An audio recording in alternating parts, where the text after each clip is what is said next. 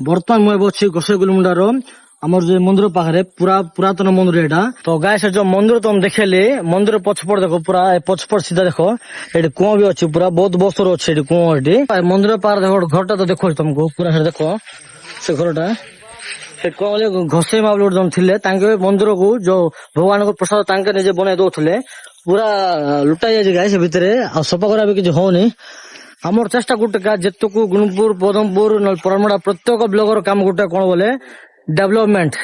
आम प्रत्येक डेवलपमेंट करने भिडियो कर भाई भिडियो देखला कहली भाई आंके रामनगर ब्लगर आंके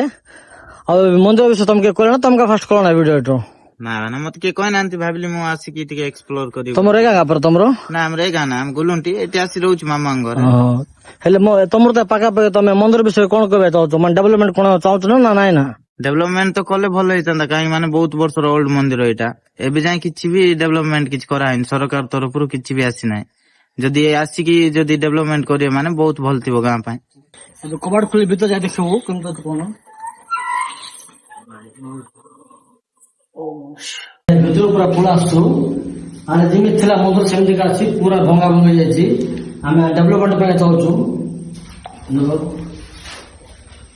भितर मूर्ति भी बहुत अच्छे राधा कृष्ण मूर्ति अच्छे आ भीतर जब टिके डर लागी साधु पंथ बहुत क्लोज था तो सेट पे बोलिके आ विषय जाना पे आसली मत बहुत लोग कमेंट करते रामनगड़ा पाखापाखि पिला माने तो सेट पे एही पुरातन 100 वर्ष तलर मंदिर